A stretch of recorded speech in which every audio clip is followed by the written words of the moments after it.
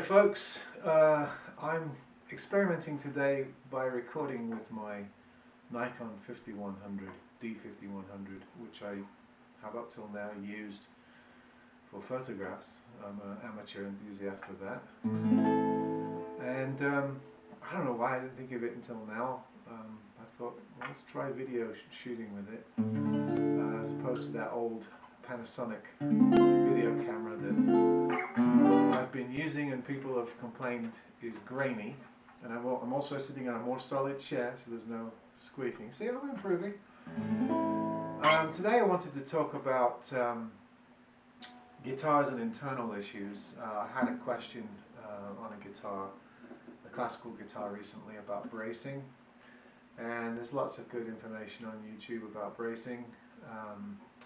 Basically, classical guitars, which this question was about, had to do with style of bracing. Now, most guitars are going to have the fan bracing about right here, with the cross brace, and then the fan struts that go out. There are variations of that. It was developed by Torres in the 1700s.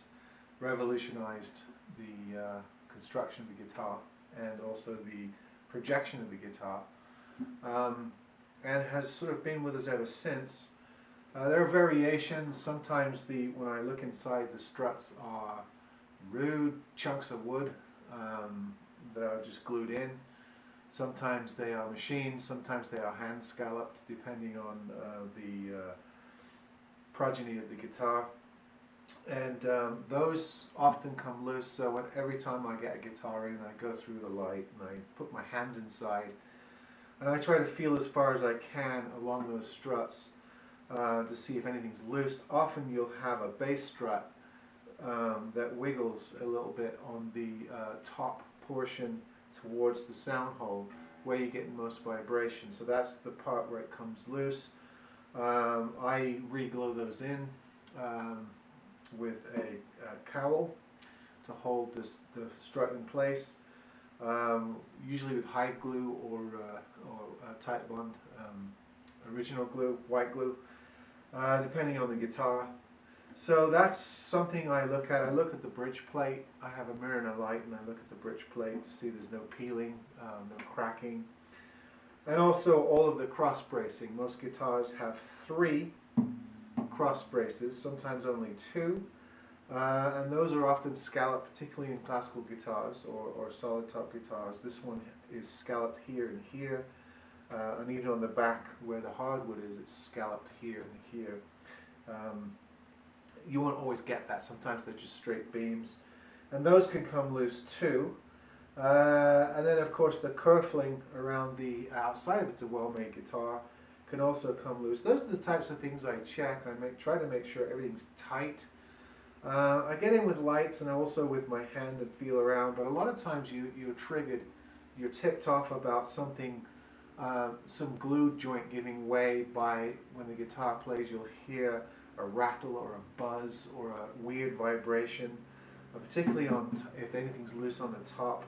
You're usually clued in right away. Sometimes you do get depression of the top because a brace has given way, and just the tightness of the strings pulls the top down. So sometimes you can actually see issues. Sometimes you can press certain parts of the guitar and you can feel like a movement. This is true on the back as well. Some people do tapping to make sure that you've got all solid joints in there. You can usually hear if something's loose or something needs to be re-glued.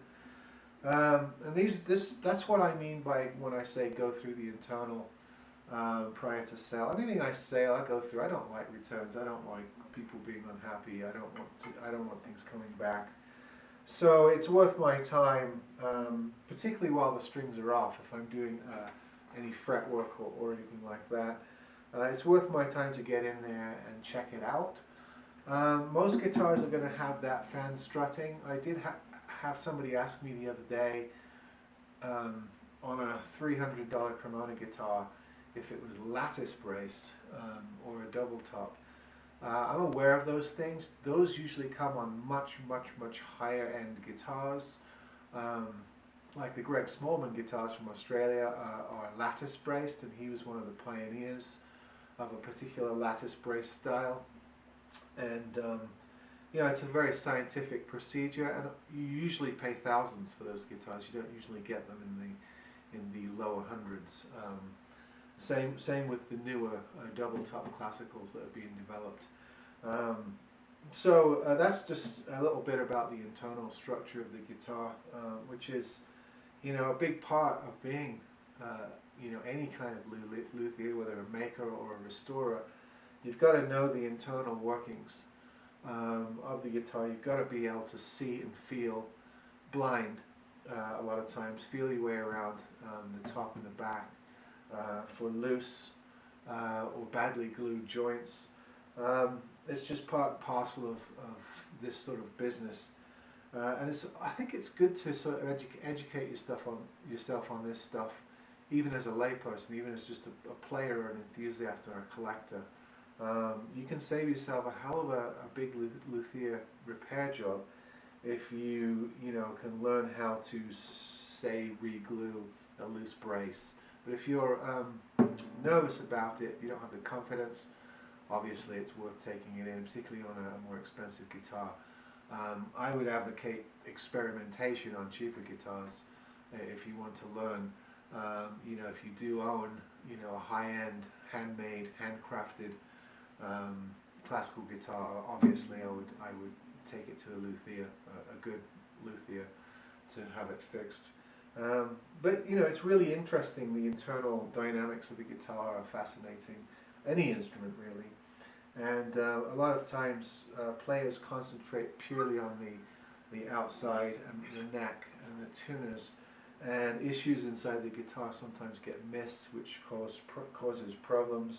I've had guitars shipped brand new to me that have badly glued braces or struts or you know, cross beams and things like that. So, you know, learn to listen for these things, learn to look for these things. Getting a mirror on a, you know, a long mirror, like the old-fashioned mirrors that you used to have on bicycles with the long arm, something like that. They make them especially for luthier tools, but you can probably put a small mirror on a handle, anything that can get in the sound hole, and then a little pin light or a pen light.